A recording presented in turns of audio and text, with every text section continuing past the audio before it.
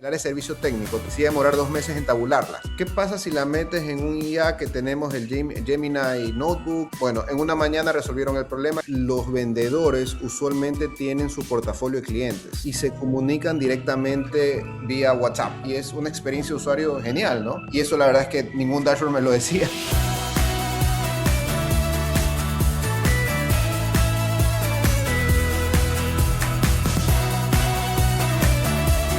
Okay, once more, welcome everybody. We are in the IXDF South America podcast, and today, me and Michael, we have the pleasure to have here Juan Carlos.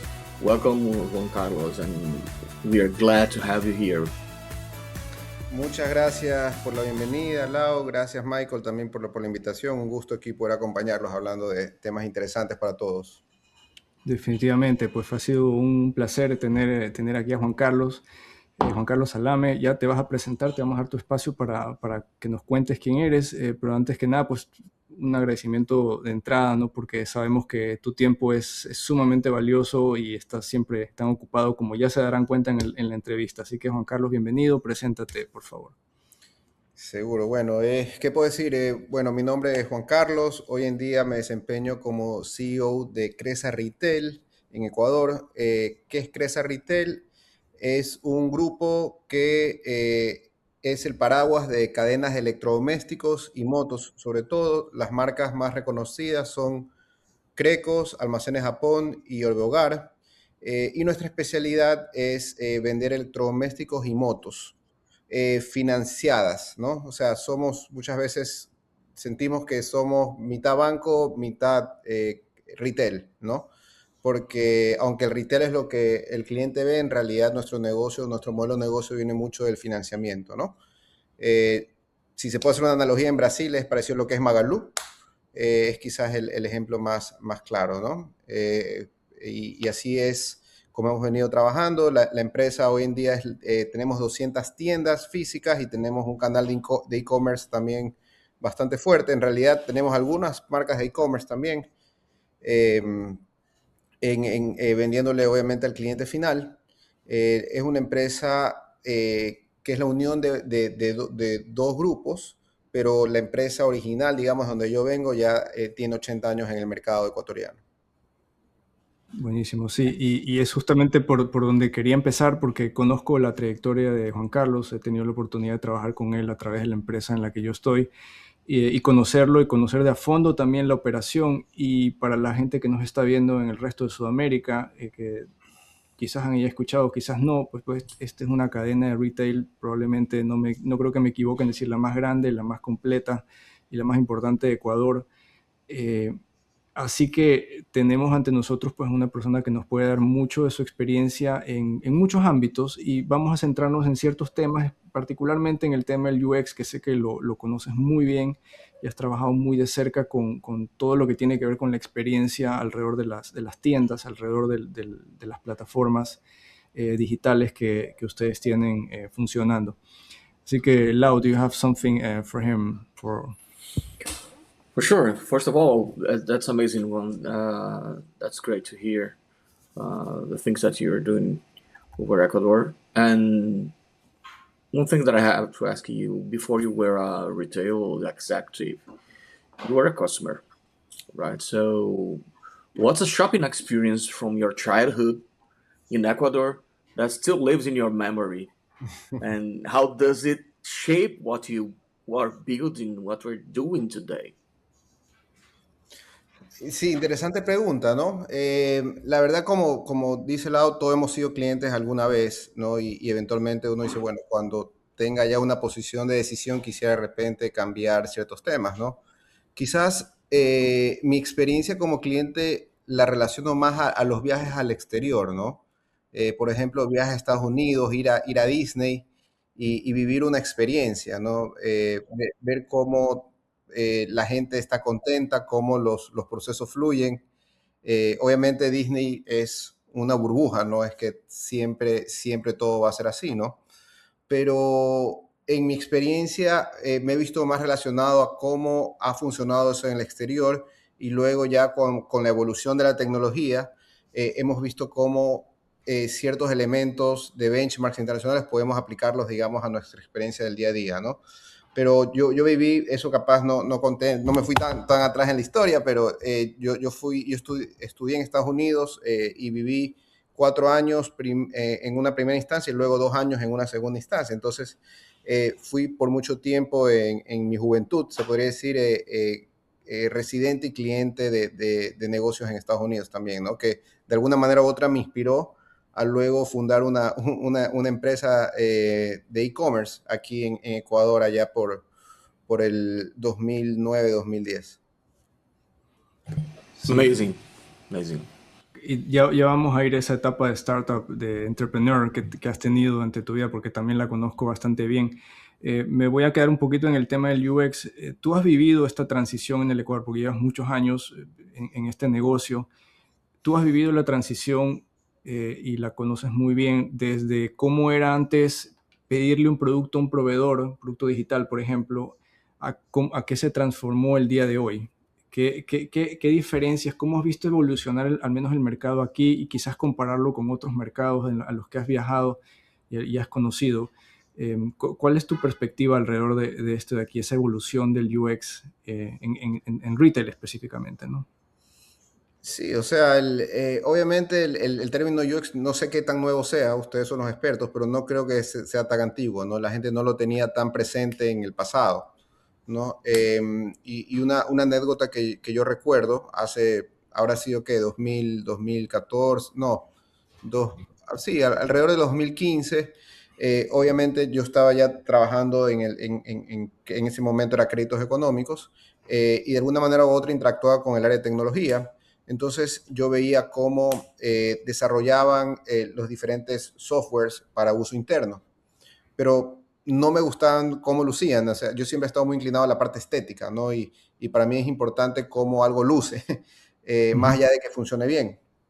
Pero las herramientas tecnológicas que estábamos usando en la empresa lucían, yo digo, como ICQ, ¿no? Que era el chat que yo usaba cuando estaba en la universidad. Claro.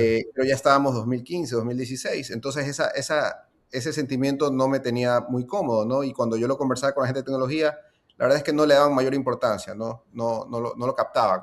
Entonces, cuando hubo una oportunidad de crear una nueva herramienta, un POS para las tiendas, decidí hacer el proceso un poco diferente, ¿no? Porque siempre el área tecnológica eran los líderes del desarrollo del proyecto y ellos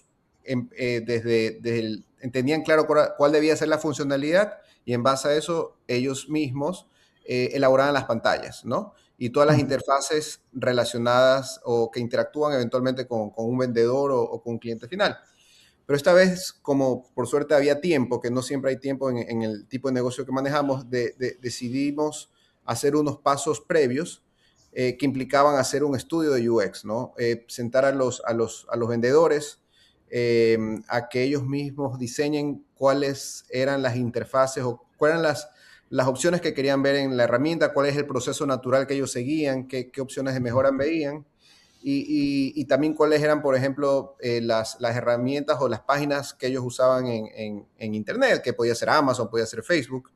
Entonces, con esas ideas se trabajó en un software donde priorizaban o partíamos de un UX, en donde partíamos de un proceso mucho más simple, mucho más depurado, y luego se desarrolló lo que iba atrás, ¿no? En el pasado era al revés, primero se desarrollaba lo que iba atrás y después se veía cómo podía yo eso mandarlo a una pantalla. Aquí tratamos de empezar desde la cabeza del usuario y dio excelentes resultados. Es una herramienta que todavía hoy en día usamos y he escuchado ya algunas personas de la competencia que vienen y me felicitan porque es muy diferente a lo que se usan en otras cadenas, ¿no? Sí, qué buenísimo, porque habiendo trabajado un poco de cerca también en algunos proyectos contigo y también habiendo estado trabajando en UX, bueno, en diseño web desde 2003, esa evolución es real, es lo que tú mencionas, ¿no? Antes era el proveedor, decía, necesito un sitio web, necesito que tenga esto, esto, esto, llegaba proveedor, diseñaba, aquí está tu sitio web. No había una relación con el usuario final. ¿Quién lo va a usar y por qué lo va a usar y con qué fin? ¿Cuál es el objetivo?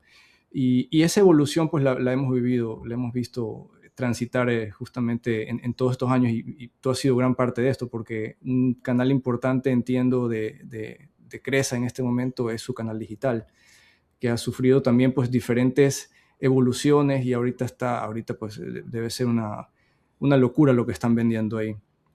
Sí, What do sí, you ha think about that? evolucionado de una manera importante, ¿no? En diferentes versiones. Cada vez me entero cada año, cada 2 años, cuando me cuentan, es porque ya han cambiado la estética y es una constante evolución.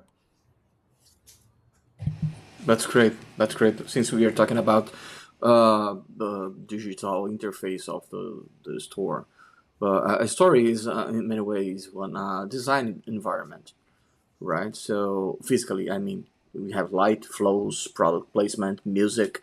How consciously do you think about the experience versus the transaction? Mhm. In what sense? In what type of projects? Like technology projects or Eh, overall? él Overall, overall habla de project. que una tienda es una experiencia de por sí, es lo que Ok, estaba porque diciendo. eso es importante, porque hoy en día nosotros tenemos diferentes canales de venta, ¿no? El más obvio es la tienda física, de ahí está e-commerce, tenemos call center, tenemos chat, ¿no? Yeah, I'm talking about the physical placement. I Ok, mean, the tendency. es una constante evolución, Lau, y ahí es donde tratamos de inspirarnos con ejemplos internacionales, ¿no? Tratamos de viajar bastante a países de Latinoamérica, en Estados Unidos, ver qué es lo que están haciendo otras tiendas, cómo incorporar la interacción del producto, porque esa es otra, ¿no? O sea, se dice de que, o se ha dicho muchas veces que el retail va a morir y que las personas van a comprar 100% digital, pero en los últimos años se ha comprobado de que la gente sí necesita una experiencia física, de alguna manera u otra que se complemente obviamente con el lado digital. Entonces, cada vez tratamos de incorporar elementos en la tienda que ayuden a esa interacción, en donde haga que la persona pueda tener una asesoría hoy en día de un humano, a futuro será posiblemente una inteligencia artificial, Ujú.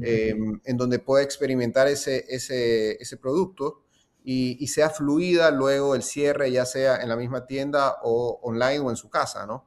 Eh, Nosotros tenemos hoy en día un concepto de tienda, en realidad varios conceptos de tienda, porque tenemos diferentes marcas de tienda que estamos buscando que cada una tenga una experiencia diferente o tenga un target diferente.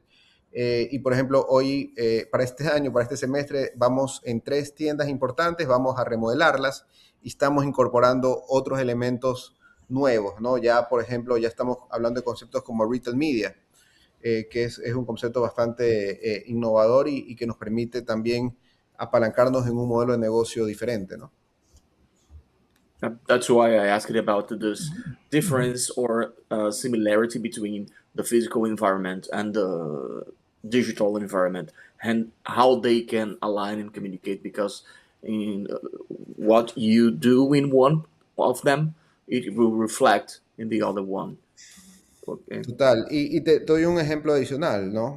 Hoy en día, uno de las fuentes, digamos, de ventas más grandes es nuestro canal Marketplace, en donde están los productos que no constan en la tienda. Y el principal Mhm. usuario de Marketplace son las mismas tiendas y son los mismos vendedores y ya encontraron el beneficio para ellos, ¿no? Al inicio, me acuerdo cuando empezamos este tipo de negocio, para ellos era una competencia. Luego pudimos venderles la idea, obviamente ellos ganan también cuando venden producto ahí y es un complemento a lo que venden. Entonces ya cuando el cliente no encuentra quizás un producto allí, tenemos un portafolio mucho más diverso online en donde tenemos el hardware para que el cliente pueda verlo y eventualmente cierre la venta allí, ¿no? Y a veces inclusive nos falta producto porque no es perfecto el assortment y hay veces Ujú. donde se nos acabó un modelo, pero lo puede encontrar online de otro proveedor y lo compra y el cliente le llega y todos contentos, ¿no? Qué buenísimo esto. Y bueno, sabemos, y bueno, esto es público, que hubo un merge, una fusión de diferentes tiendas. Esto fue, si no me equivoco, el año pasado, para crear este gran conglomerado. Eso fue parte de lo que alguna vez conversamos y bueno, lo hemos visto, evidentemente aquí los que estamos en Ecuador. Cuéntanos un poco de esa experiencia y cuál fue el reto para mantener justamente esta parte del UX que sea transversal entre todos estos nuevos canales, entre todas estas nuevas tiendas y marcas, para que no se desalineen con lo que ya estabas haciendo en créditos económicos, si no me equivoco, es que era el paraguas inicial. Work in progress. Empezó en realidad a inicios del 2024 esta unión, ¿no? Y ha sido un desafío porque esto comienza desde la cultura de las empresas, ¿no? Y las culturas no solamente en el back office, sino en las tiendas, cómo están acostumbrados a atender al cliente, qué tipo de incentivos tienen las tiendas para poder hacer qué. O sea, desde ahí parte todo. Entonces, tratamos obviamente de entender cuál era la cultura de cada lado. Para mí también cuál era la cultura del otro lado, digamos, porque yo vine de la vertical de Crecos, ¿no? Y aquí tenía que entender cómo funcionaba Almacenes Japón, cómo funcionaba Orbogar. La mayoría de esas tiendas están en la sierra, yo soy de la costa, lo que también implica un desafío a nivel cultural. Eh, y luego poco a poco hemos querido ir tratando de aterrizar lo que creemos que funciona en una tienda y llevarlo a la otra, ¿no? Es tratar de crear un balance entre poder compartir los best practices, pero al mismo tiempo que cada marca tenga cierta identidad independiente, cierto portafolio independiente, ¿no? No es sencillo. Hoy en día, por ejemplo, lo que nos permite hasta cierto punto tratar de mantener un benchmark centralizado, positivo, es la tecnología. Hoy en día compartimos sistemas, lo que hace todo mucho más sencillo y les doy un ejemplo aquí. O sea, en nuestro caso, hay muchas tiendas que están una al lado de la otra. O sea, tienes un Crecos, al lado tienes un Orbehogar. Puede ser que el producto que está buscando la persona que va a Crecos no lo tenga aquí, pero lo tengo en el Orbehogar que está literalmente en la puerta de al lado. Para el cliente son dos tiendas independientes, dos marcas independientes, competencia. Pero hoy en día el inventario es centralizado. Entonces, lo que se hace es que el vendedor se pone una chompita, un jacket, porque tiene un uniforme, cruza la tienda, coge el producto y se lo entrega al cliente al otro lado, ¿no? Entonces, al final del día, estamos potencializando las sinergias de estar todos juntos, pero tratando de mantener una experiencia hasta cierto punto independiente, dependiendo del cliente a cuál de las marcas va. Y se traduce en conveniencia, o sea, tal cual, Así es. totalmente. I think so interesting. So it's also so new to me to have this point of view. What's something that your frontline employees, people that are in contact with the final customer, Sí. taught about your customers that no that a dashboard ever could have done for you? What's something interesting that that they told you that it's Sí. not in the Mira, digital environment? algo que a mí me tomó tiempo entender es que los vendedores usualmente tienen su portafolio de clientes y Mm-hmm. se comunican directamente vía WhatsApp con los clientes, ¿no? O Mm-hmm. sea, para mí, antes yo creí que era un tema más genérico, como cuando uno va a cualquier tienda y ve la primera persona ahí que encuentra y le vende algo. Quizás esa es la primera visita. Pero hoy en día los vendedores ya tienen sus clientes que los tienen ahí en alguna lista de WhatsApp y cuando llega algún producto nuevo o una promoción, les envían mira, esta semana tenemos esta promoción, Mm-hmm. directamente al cliente como un amigo. O sea, se crea una Mm-hmm. relación que va mucho más allá del vendedor-cliente, ¿no? Y asimismo, esa relación es recíproca. O sea, el cliente también dice, ¿sabes qué? Quiero cambiar mi televisor y le escribe al vendedor, oye, mándame fotos de los televisores que tengas ahorita en descuento. Y el vendedor va y le toma fotos a los televisores. Mm-hmm. Es una relación muy personalizada y es una experiencia de usuario genial, ¿no? Porque See? desde ese punto de vista, inclusive tenemos hoy en día las herramientas que te permiten cerrar la compra sin necesidad de ir al local. ¿No? Te puedo mandar el link de la tarjeta de crédito por WhatsApp, compro por WhatsApp y te lo voy a dejar a la casa. Entonces, Mm-hmm. eso permite primero tener una relación mucho más cercana o familiar entre el cliente y el vendedor. y luego te permite tener una experiencia de usuario bastante seamless, frictionless, porque puedes de tu casa hacer todo, ¿no? Y eso la verdad es que ningún dashboard me lo decía. Sí. Tuve que entenderlo conversando con los vendedores y también conversando con amigos que me di cuenta que ya tenían su vendedor de confianza. This is amazing. Once we have business to business, business to consumer, peer to peer, now we have human to human. This is something great. So this kind of conversation, this kind of selling, it's much more effective than using other kind of apps or any kind of environment in the digital world. Sí. Y ese es el desafío, ¿no? ¿Cómo combinamos el tema tecnológico, que hasta cierto punto puede volverse impersonal, con este tema más empático, más humano, Mhm. en donde se crea una relación entre el cliente y el vendedor, ¿no? Porque nosotros también estamos empujando hacia el tema digital. No sé si esto, cuando vayan migrando las generaciones, cambie y ya una persona más joven quizás no le interesa interactuar con un humano y va directamente a la página web o interactuar con un chatbot, ¿no? Sí, y eso es súper interesante lo que comentas, porque muestra una vez más la predisposición de las personas a lo más simple, ¿no? A lo conversacional, a lo que estás acostumbrado todo el día estando en WhatsApp, ¿no? Entonces imagínate que así como converso con mis amigos, converso con mi vendedor de confianza cuando quiero cambiar mi tele o quiero comprar algo, te abre un canal inesperado, seguramente, para trabajar en esto. Y eso me lleva a pensar también cómo va a empezar a afectar la llegada de herramientas de IA, de inteligencia artificial. Tenemos que entrar en este tema definitivamente porque no, seguramente ya estás pensando en implementarla si es que no tienes ya algo implementado, pero esto está generando una disrupción muy fuerte en muchos niveles. ¿Qué, qué estás haciendo o qué estás pensando al respecto de cómo te van a afectar estas herramientas a corto plazo? O sea, nosotros estamos sobre la movida. O sea, los primeros 2 años de Cresa fue muy difícil innovar o comenzar en proyectos nuevos porque estábamos muy preocupados en estabilizar el negocio, ¿no? Inclusive finales del 2024 implementamos un nuevo ERP que para las personas con experiencia saben lo complejo que es hacerlo. Entonces, luego nos fuimos estabilizando en los diferentes procesos en ese sentido. Para mí esas son las primeras bases para poder construir IA de momento que tenemos un ERP y unos procesos sólidos.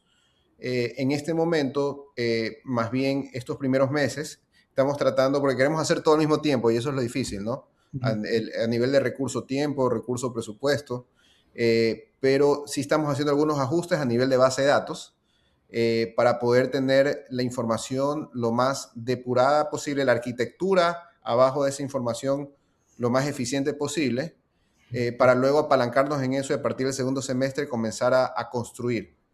Estamos por cerrar temas con proveedores de IA en temas de cadena logística, en temas de marketing, ¿no? Compañías bastante grandes internacionales que nos van a permitir para finales de este año estar en una situación muy diferente y mejor a la que estamos hoy en día, ¿no? Y para nosotros ese es el comienzo. Y para mí, personalmente, es un desafío hacer que la cultura de la compañía gire hacia ese lado, ¿no?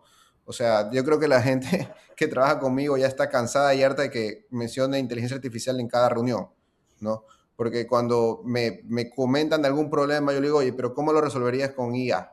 O sea, si tú ya estás Claro. usando ChatGPT para, no sé, pues para buscar una receta de comida, úsalo para este problema que me estás comentando, ¿no? Ujú. O sea, estoy empujando a las personas a hacerlo. También de mi lado estoy tratando de construir organizadamente una base de consulta centralizada con la información de la compañía para que, por un tema de seguridad, por un tema de eficiencia, para que justamente la gente pueda hacerlo de una manera segura y eficiente, ¿no? Entonces, tenemos esfuerzos centralizados, hay una estrategia, pero sí mismo estoy empujando a las personas para no esperar tanto, Ujú. para que ya desde ahora comience a usarlo por lo menos de manera doméstica, se acostumbren a interactuar con diferentes herramientas de inteligencia artificial. Buenísimo. That's amazing.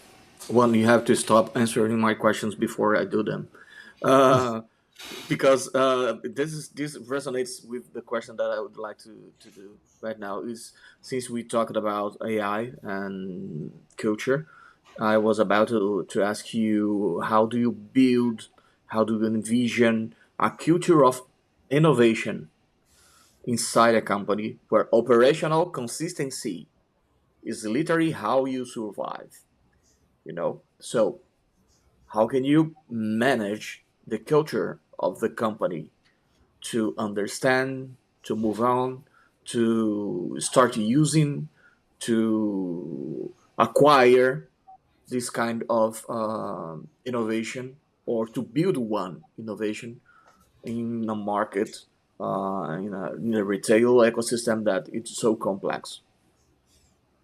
Sí, o sea, yo trato de hacer muchas cosas a la vez to see what sticks, ¿no? O creo que al final del día la suma de todo me va a ayudar, ¿no?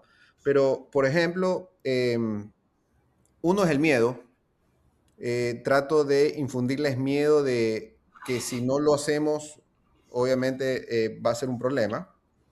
La otra manera es casos de éxito. O sea, trato de buscar casos de éxitos por área y tratar de implementarlo por lo menos a nivel doméstico con diferentes ejercicios. O sea, de repente, con un área hace poco, hace no mucho, el área de servicio técnico tenía un problema en que tenía mucha información que no podía, se iba a demorar 2 meses en tabularla. Información que tenía evidencia gráfica, fotos, y dijimos, oye, pero ¿qué pasa si la metes en un IA que tenemos el Gemini Notebook y Ujú. te lo haces de Notebook tal manera? LM. Bueno, en una mañana resolvieron el problema que les iba a tomar 2 meses. Entonces, con ese tipo de situaciones, se dan cuenta y dicen, oye, ya la próxima vez se acuerdan y comienzan a usarlo e inclusive nos aportan nuevos casos de uso, ¿no?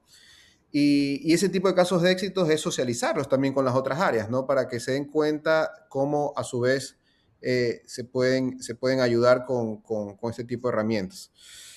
Esa es la manera en que de a poco quiero que la gente se familiarice. También, bueno, a mi comité ejecutivo también a cada cierto tiempo les mando artículos que siento que son interesantes, literatura media académica, para que vean que el tema existe, los que a veces también se los envía a diferentes tipos de conferencias, pero la realidad es que en Ecuador, y no sé si Michael está de acuerdo conmigo, pero no es que hay mucho talento que conozca y que domine el tema de inteligencia artificial, ¿no? Hoy en día el conocimiento tenemos que buscarlo en otros lados.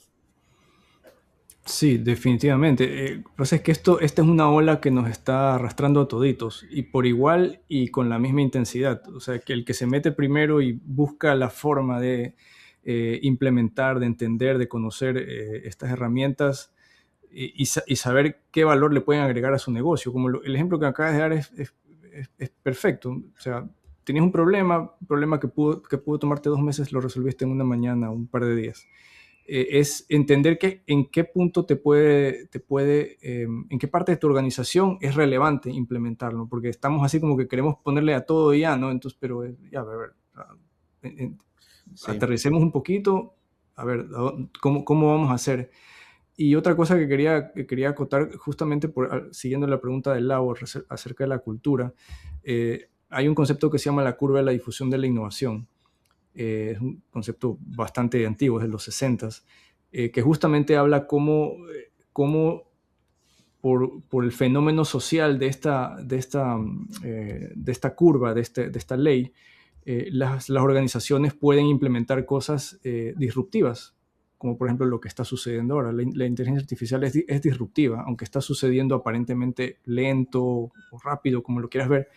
Entonces, los invito en los comentarios, si quieren, pongan los que conocen esta ley, pero en síntesis, básicamente, si tú quieres implementar algo rápido o eficientemente en una organización que es disruptivo, que sabes que puede generar algún tipo de reacción o resistencia, como todo en la vida, ¿no? Si tú a todo tu personal le dices a partir de mañana todo el mundo va a usar ChatGPT, vas a tener un montón de gente que te va a decir, no, a ver, espérame, yo no sé esto no lo entiendo, yo ya tengo suficiente trabajo, vas a tener mucha resistencia, ¿no? Entonces, esta curva básicamente, que es una curva de Bell, te habla de ese tipo de cambios, ese tipo de disrupciones, ideas que son probablemente polémicas al inicio, impleméntalas con la gente, con la gente que está realmente alineado con eso. Eso significa usar un grupo de gente, invitar a un grupo de gente que sabes que está alineado con eso, que conoces, que los invitas, para que ellos sean los promotores de esto. Ujú. Como tú bien lo dijiste, ¿no? Una vez que resolvimos un problema, tenemos que socializarlo para que todo el mundo entienda, mira, qué chévere, pudimos hacer esto fue más eficiente. Ese normalmente es el trabajo de los early adopters, que es la primer pedacito de la curva. Entonces, para no alargar mucho el cuento, bueno, luego les puedo pasar un poco de literatura al respecto. Es súper interesante, pero es muy efectivo y funciona siempre porque es un fenómeno social comprobado. Así que ahí les dejo con esta pequeña perla, pero chévere, o sea, no nos queda de otra, es sí o sí esto. Sí, o sea, el desafío inclusive para mí que en estos últimos meses, pocos meses, ha sido encontrar casos de éxito que sean suficientemente fáciles de implementar y que se puedan vender internamente, ¿no? Ujú. Porque, o sea, uno se puede ahogar en temas de inteligencia artificial y cómo, o sea, pero bueno, ¿qué puedo hacer que me dé un resultado concreto, rápido y que ayude a facilitarle la vida a mucha gente, ¿no? This is very interesting. And Juan, sometimes my questions are a little bit philosophical, and I have one for you right now. So, if retail disappeared tomorrow and you had to start over in any field, so what would you carry with you from everything you've learned so far? What would I do? Like, if What what would you carry with you for this next field, for this new Ujú. field that you've learned so far with the retail world? Yo creo que mucho es, bueno, la empresa en la que estoy es bastante grande, entonces si hay un tema importante de liderazgo, de poder empatizar con las personas y hacer que las cosas sucedan. Y yo creo que eso me ha tocado aprenderlo no ha sido sencillo, ¿no? No es algo con lo que, si yo ahorita trato de hacer memoria cuando recién empecé laboralmente, no tenía nada de eso, ¿no? Y me ha tocado ir políticamente trabajando y entendiendo cómo motivar a las personas y cómo hacer que las cosas sucedan.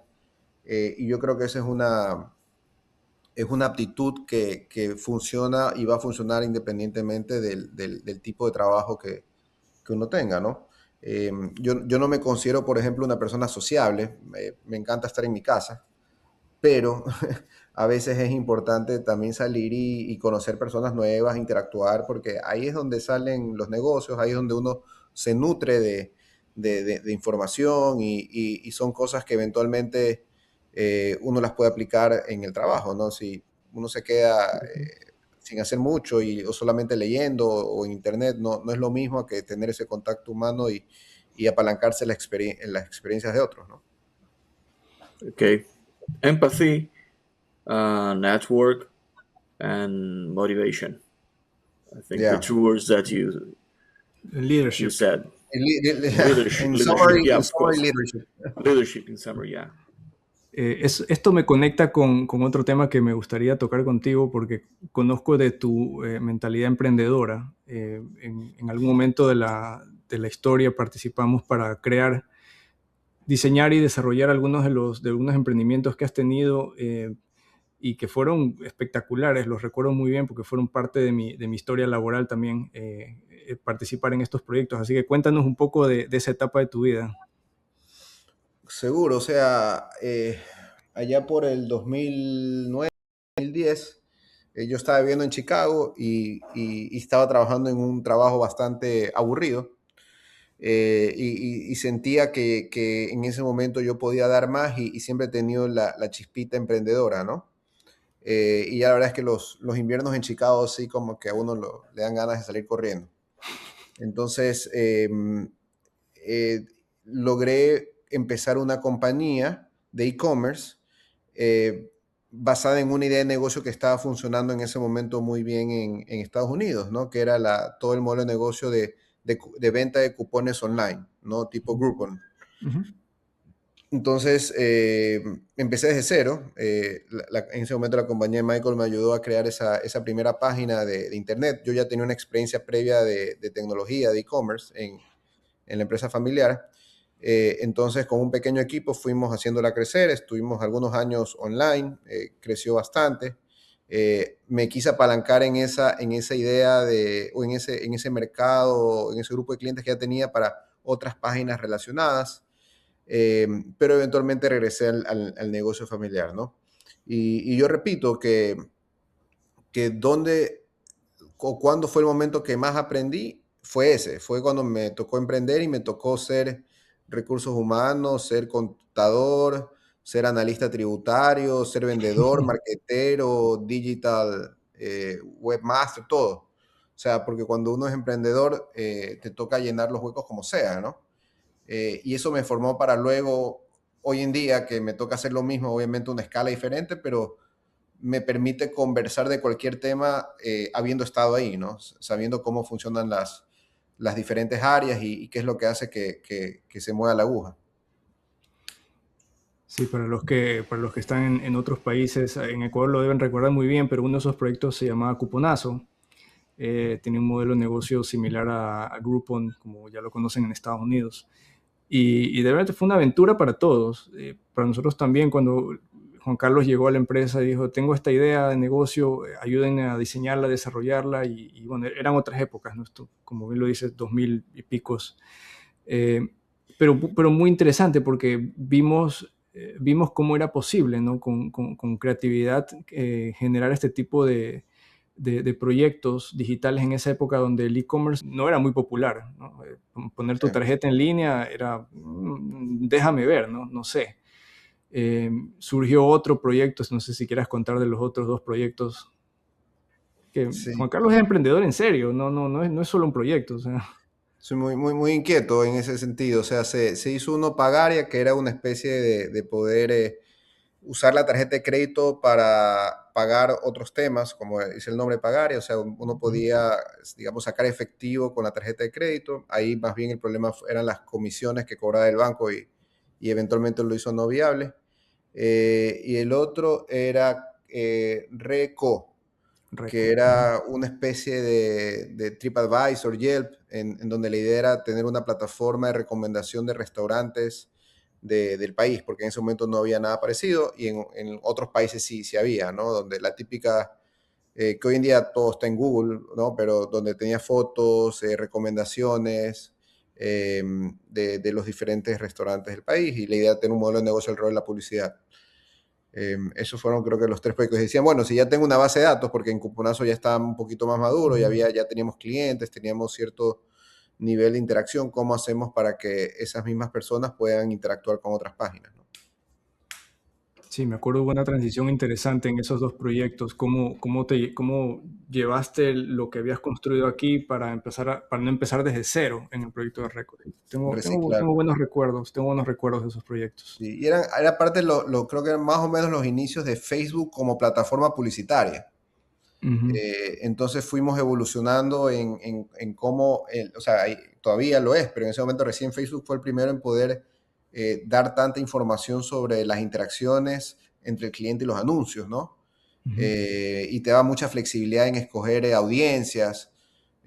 Fue súper interesante poder trabajar en eso y ver cómo la experiencia que teníamos en una página podíamos de alguna manera replicarla con otros modelos de negocio un poco diferentes, ¿no? That's great. One, as you said, you were a very curious person, and then I think that is a characteristic that is very from in itself from you. I always tell my mentees, for example, that we have the operational layer, and then we have the tactical layer, the strategic layer, and then we have a gap between the strategic layer, the ones that lead some kind of area, and then the business, the C-level layer. So in this no language territory, they have to understand because did not study in their universities or their courses this language of business.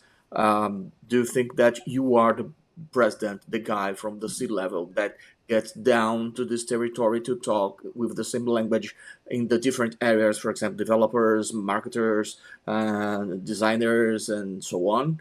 Or do you think that the role of those leaders inside of those boxes, the design leader, the marketing leader, the developers leaders, the engineering leaders, they have also to learn the business language to have a better communication between the this layer of the business that it's sometimes in some companies are inaccessible. I mean, I don't know how it works on Treza, but where you are at this moment, do you think you're the guy that brings that comes to this territory and talk to them, or do you expect them to come to this territory also and have the same language and you guys can uh, be in the same page when you communicate about the business decisions?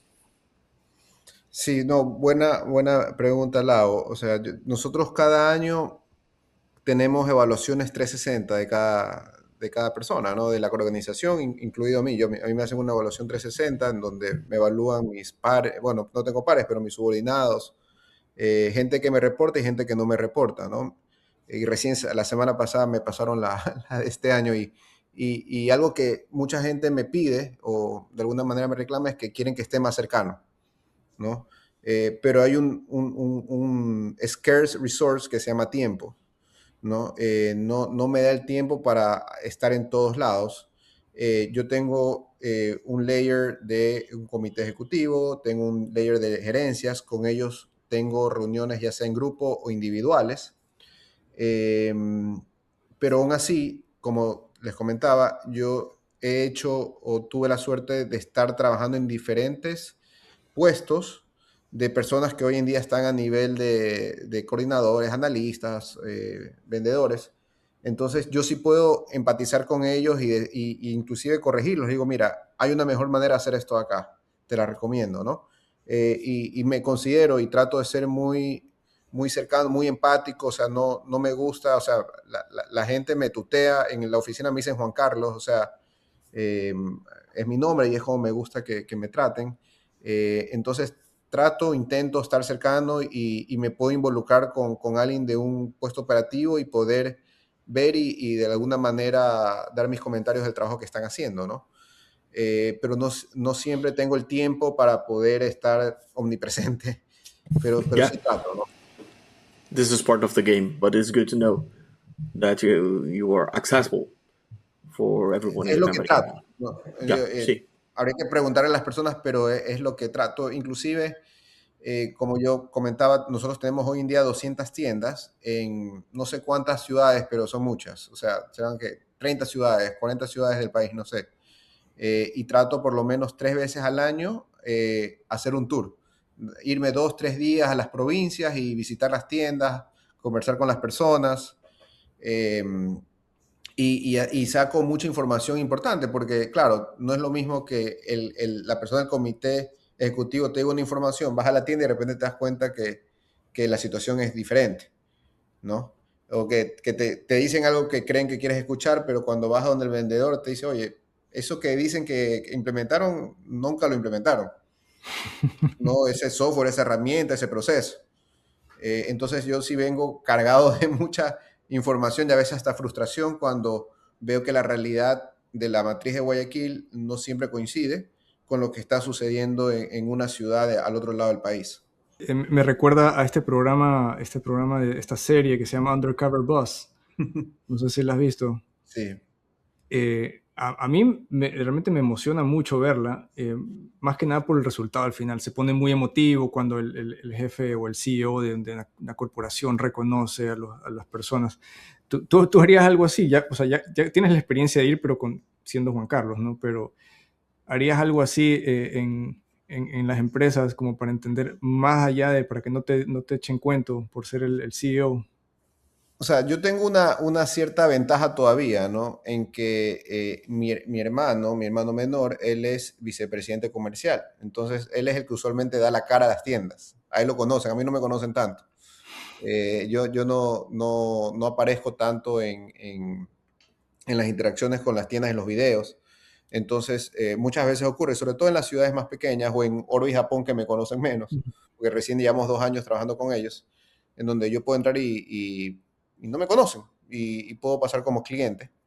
Y sí, ahí me doy cuenta que el nivel de atención del servicio, etcétera, etcétera. O sea, y ya eventualmente me presento, los saludo y y les demuestro de que sí trabajo en la oficina, ¿no? Porque no es que estoy, o sea, yo conozco lo que estás haciendo y cómo te va con esto, cómo fueron las ventas de este mes, qué te falta para llegar a la meta, cómo te podemos ayudar. O sea, son las preguntas o la interacción que usualmente tengo con las diferentes tiendas, ¿no?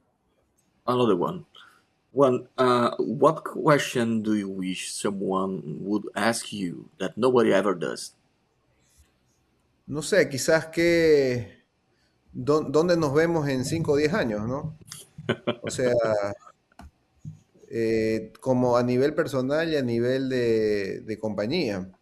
Mhm. O sea, hoy en día el tema evoluciona tan rápido que es difícil tratar de predecir qué vamos a estar haciendo en 5 o 10 años. O sea, por ejemplo, a nivel de retail, que es lo que hoy en día hacemos, aunque tratamos de correr creando las bases de lo que eventualmente tenemos que construir, como les comentaba. Eh, no sé, pues yo sí veo un futuro en donde ya la marca de la tienda, el hecho que seamos Crecos o que seamos Almacenes Japón o que sea Orbe va a ser secundario porque uno va a poder coger su celular o su device que lo va a tener capaz pegado en algún lado y va a decir, oye, necesito un televisor para mi sala, dime qué opciones tengo y por favor a la gente cómprame el más económico y va a buscar en internet y capaz te dan 3 opciones, independiente de cuál haya sido la marca, que si ahí compró mi abuelita, no me importa.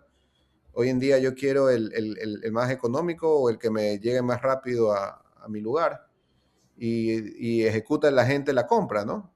Y nunca interactuó con una persona, nunca supo a quién se la estaba comprando, ¿no? Porque ahí lo importante era el device. Y cómo nos estamos preparando para esa situación, ¿no? Y es interesante, siguiendo la pregunta de Lau, la otra vez vi una entrevista, bueno, ya hace un tiempo, que le hicieron a Jeff Bezos, ¿no? Cuando la gente le preguntaba lo mismo, ¿no? Dónde van a estar ustedes en 5 años? ¿Dónde van a estar en 10 años? ¿Qué es lo que van a hacer? ¿Qué cosas nuevas? Y él decía, o sea, esa pregunta es chévere, o sea, podemos conversar del tema, pero nunca nadie me pregunta qué es lo que no va a cambiar en 5 o 10 años. Mm. ¿Ya? Y eso él lo tiene tan claro y sobre eso él ha generado su modelo de negocio, ¿no? Que es básicamente buenos precios, diversidad de stock y entregas rápidas. Correcto. Esas 3 cosas, al menos esas 3 cosas, no van a cambiar. O sea, la gente en 10 años no te va a decir, oye, chévere tu producto, pero quisiera que sea más caro o quisiera que me lo entregues 3 semanas después. Eso Mm. no va a cambiar, ¿no? Entonces, creas un negocio, creas obsesivamente algo alrededor de cosas que sabes que no van a cambiar en el comportamiento humano, ¿no? Entonces, ahí puedes elegir el camino mucho más fácilmente, ¿no? Ya sabes qué cosas no van a ser diferentes. Eso es así, ¿no? Y por eso es importante rodearte de personas, ejecutivos, colegas, que estén en la misma onda, ¿no? Que estén haciéndose esas preguntas. Porque no hay nada más frustrante que sentirse que de repente uno habla solo y que las otras personas no están alineadas con esa forma de pensar o no están de acuerdo o no están apuradas. ¿No? Porque hoy en día, sobre todo en nuestro tipo de negocio, la verdad es que el tema es súper dinámico y si me demoré mucho analizando, ya vino otro y ya lo hizo. Ya vi un producto, ya lo importó, ya lo vendió, ya hizo el descuento. Ujú. eh, y por eso, nuevamente, desde donde estoy, trato de empujar a que la gente camine a ese ritmo, ¿no? Pero no siempre es fácil y no siempre tenemos a la persona correcta y por eso toca ser muy directo, muy franco, en que si la persona no es la correcta, la compañía pierde más manteniéndola, ¿no? Ujú. Porque eventualmente te atrasa el resto. O sea, creas Claro. un conflicto de cultura, ¿no? Y yo ahí sí, o sea, yo le he dicho a la gente con la que estoy, si crees que alguien no está haciendo bien su trabajo, alguien, un subordinado, díselo, adviértele, dile dónde quieres que mejore, porque la siguiente vez que ocurra y lo tengas que sacar, no te vas a sentir mal porque ya lo preveniste, Ujú. ¿no? Porque no hay más turro, no hay algo peor que un día te enteres que estás afuera de la compañía y nunca supiste por qué, porque con tiempo no te dieron la oportunidad de mejorar, ¿no? Sí, totalmente, claro. Entonces, en nuestra cultura tratamos de empujar mucho ese feedback directo, en que la gente sepa qué está haciendo bien, qué está haciendo mal, cuál es el proceso de, digamos, de transición de posiciones. Y obviamente estoy tratando de crear un equipo que camine en ese sentido, ¿no? En estos últimos meses he tratado de meter ciertas fichas al equipo que se alineen con todo lo que les he venido diciendo en estos minutos, ¿no? Claro, totalmente. Michael, do you think that we have to move to the questions that we always do? Do you Yeah, have any I think other one?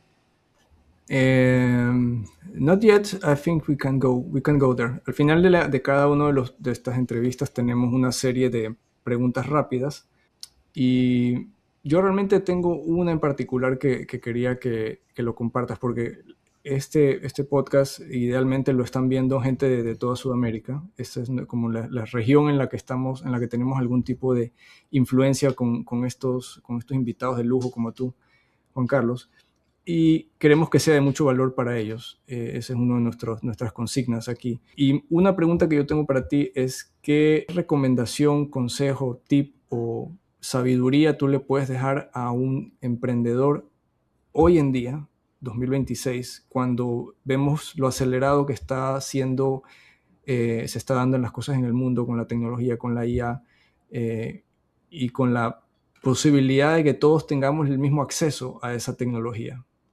Y tú viniendo de un mindset de emprendedor donde estas cosas no estaban pasando todavía a este nivel. O sea, por ahí varias cosas, ¿no? Una es empezar, o sea, empezar con algo, hacer, equivocarse, o sea, no tener miedo a empezar sin que todo esté perfecto. O sea, hoy en día todo es tan dinámico y tan rápido se puede arreglar de que lo peor que uno puede hacer es quedarse, no sé, pues tengo un plan de negocio y quedarme 3 meses haciendo el business plan perfecto. O sea, Ujú. hay que tirarse al agua y aprender a nadar en el camino y si que me equivoqué, me salgo y vuelvo a tirarme, ¿no?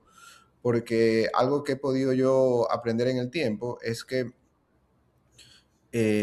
o sea, no hay manera de pivotear a la siguiente idea sin que hayas empezado la primera y estés ya en el lugar. O sea, Ujú.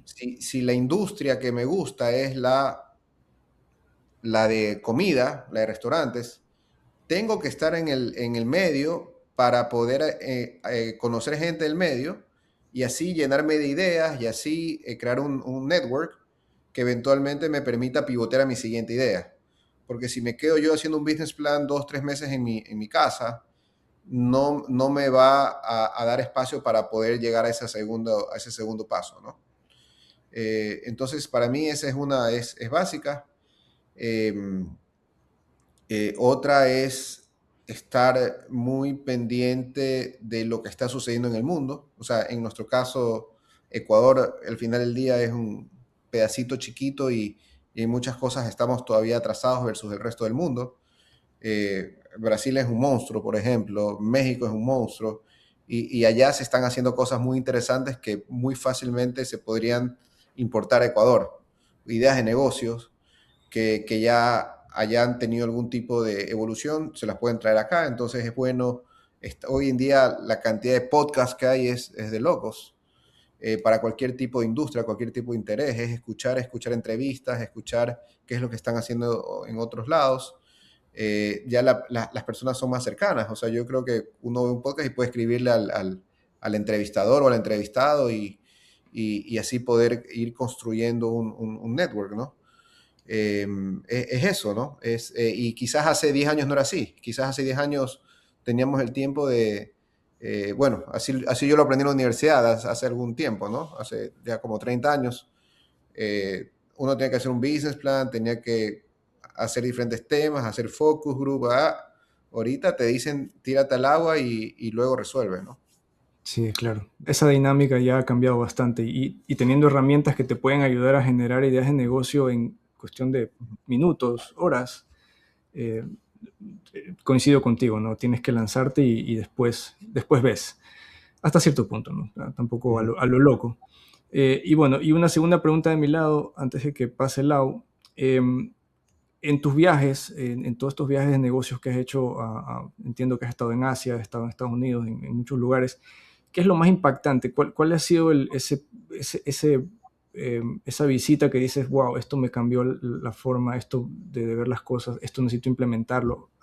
Anecdóticamente, ¿qué es lo que te ha impactado más y que has intentado o has de una u otra forma traído acá a Ecuador?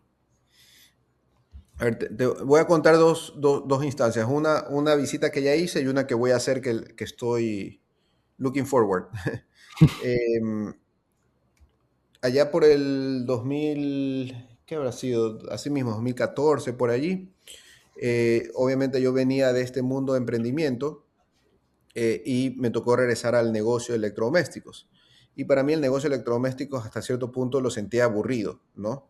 Era la tienda física, la refrigeradora, el televisor, el vendedor, ¿no? Yo venía de un ambiente más tecnológico, e-commerce, o sea, y no entendía cómo las dos cosas eventualmente se podían unir. Ujú. Entonces, tuve la oportunidad de ir a la primera feria de retail en Nueva York, que se llama el NRF. Hoy he ido ya, no sé, 8 veces fácilmente. La última vez fue en enero de este año fui. Y la verdad es que me abrió los ojos a lo que en ese momento la novedad era la omnicanalidad.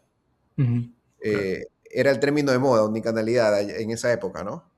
Entonces regresé súper energizado porque me di cuenta de todas las oportunidades que podíamos hacer en poder aprovechar esa superficie de locales que teníamos y cómo integrarle e-commerce y cómo crear una experiencia de usuario fluida, que para Ecuador era bastante novedoso, digamos, cómo poder hacer eso, ¿no? Inclusive me tocó dar por ahí un par de charlas en el e-commerce day sobre esos puntos y me dejó muy energizado. Y ahora en abril tengo un viaje a China y la verdad es que estoy bastante entusiasmado porque hace tiempo que no voy a China. No voy a China también como desde hace como 10 años y me han Wow. dicho que en 10 años ha cambiado muchísimo. Sí. Entonces estoy muy a la expectativa de ir, escuchar y ver y tener ideas, hacer contactos y eventualmente poder usarlos aquí en el país, ¿no? Buenísimo. Ese va a ser nuestro segundo capítulo cuando vengas con esa experiencia. Encantado. Okay, Juan. Two questions, and easy to answer them. Who is Juan Carlos in one word? One word. One. Familia. That's amazing. That's amazing. And the second one. One. What is life? Felicidad. One. What is life? Felicidad. Yo Okay. creo que el objetivo de la vida es ser felices, ¿no?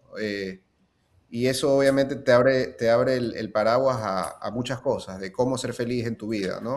Y ahí está metido el tema laboral, familiar, espiritual, ¿no? Y suena fácil, y suena fácil desde un puesto de privilegio, como el que yo estoy, ¿no? Pero siempre trato, en mi caso, hago lo que hago, digo, bueno, ¿esto me va a hacer feliz en el corto y mediano y largo plazo o no? Porque si no es así, trato de buscar una alternativa, ¿no? Mm-hmm. One. What is life? De ahí ya me quedé sin respuesta. Puedes repetir. Felicidad. Felicidad, sí, o sea, la vida para mí es felicidad, o sea, estar vivo es un privilegio. Great answers. Familia and felicidad. Ujú. I do admire your answers. Thank you for sharing them. Bueno, obrigado. Con estas últimas preguntas hemos llegado al final de este espacio. Agradecer pues a Juan Carlos Salame por tu tiempo, por tu experiencia. Estoy seguro que esto va a ser un abreojos para muchas personas que nos van a ver en otros lados. Lau.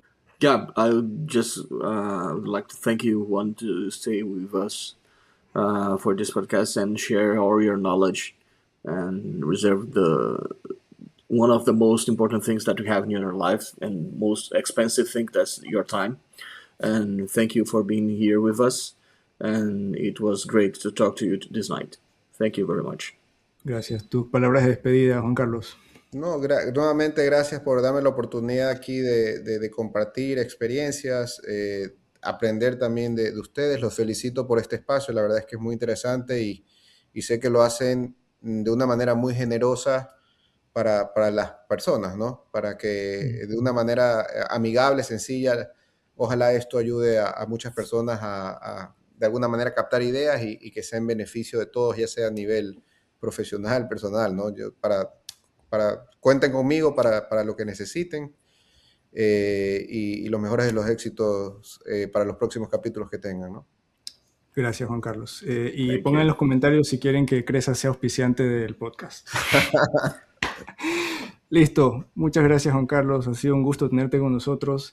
Esto ha sido AXTF Podcast. Estoy con Juan Carlos Salame de Ecuador y pues nos vemos en el próximo episodio.